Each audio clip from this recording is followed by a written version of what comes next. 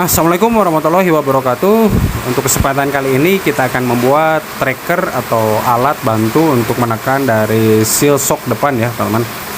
Dan untuk bahan-bahan yang kita gunakan yaitu asok yang seukuran, kemudian bekas komstir, itu bekas komstir GN5 atau Honda Beat ya teman-teman, yang bagian atasnya kemudian kita las seperti ini. Untuk proses pengelasannya kita harus menggunakan bottom ya, agar presisi ya teman-teman. Untuk proses pengelasannya seperti ini, kita harus menggunakan bottom dari shock itu sendiri ya. Nah, kita satu titik aja dulu, kemudian kita las di titik lain. Nah, seperti ini. Jadi agar tracker atau alat bantu menekan seal shock ini lebih presisi dan tidak jinjit atau tidak miring sebelah ya. Nah, setelah ini kita las secara melingkar di area itunya. Nah, untuk area penekannya kita gunakan bearing 63 berapa itu ya, lupa lagi saya. Nah, seperti ini kita gunakan saja bearing yang akan kita gunakan bagian luarnya ya. Untuk prosesnya seperti ini, kita lepas dulu bagian tengahnya dengan cara dipukul menggunakan obeng min sampai benar-benar terlepas besi tengahnya ya teman-teman. Nah, kita pukul-pukul plat dudukan gotrinya seperti ini, kemudian kita congkel saja. Hati-hati saat proses pencongkelan ini ya, ke tangan kita jangan sampai terluka ya. Kemudian kita pukul-pukul seperti ini agar terlepas ya teman-teman.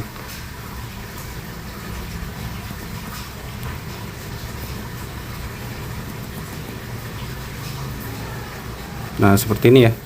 Dan kita akan menggunakan bearing bagian luarnya ya. Nah, untuk prosesnya seperti ini, kita harus dimasukkan lagi ke bottom agar presisi juga ya teman-teman. Nah, seperti ini. Nah, selanjutnya kita las.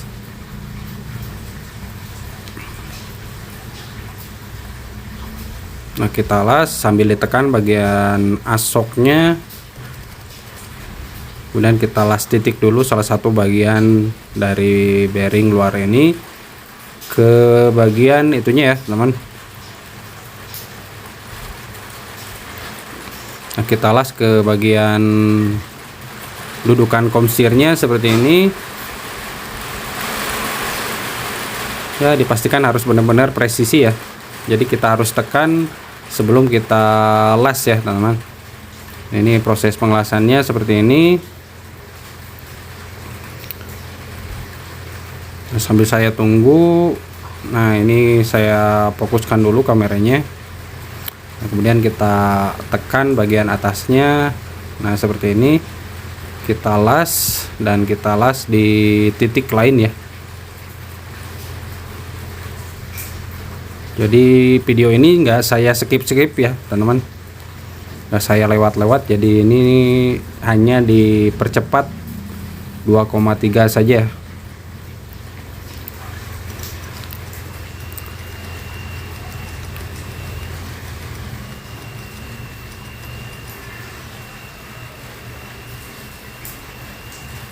Agar lebih presisi kita tekan kembali karena itu miring. Nah, seperti ini. Selanjutnya kita las. Jadi untuk proses pengelasan ini jadi harus menggunakan bottom ya agar presisi ya. Nah, kemudian setelah itu kita las secara melingkar kembali agar alat yang kita buat ini lebih kuat dan juga lebih profesional ya. Nah, selanjutnya untuk bagian ini kita gerinda saja ya. Nah, kita gerinda bagian las-lasan tadi sampai benar-benar proses finishingnya seperti ini. Nah, ini setelah itu kita gunakan hamplas. Nah, ini sudah jadi ya teman-teman. Dan kemudian kita lakukan pemotongan karena ini terlalu panjang, kita potong sekitar 10 cm saja ya. Nah, kita gunakan ragum untuk bagian proses pemotongan ini, kita catok menggunakan itu. Jadi jangan sampai bagian asok ini luka ya teman-teman. Nah, kita catok menggunakan kayu seperti ini agar tidak melukai dari asoknya ya. Nah, perlu hati-hati ketika pemotongan asok ini.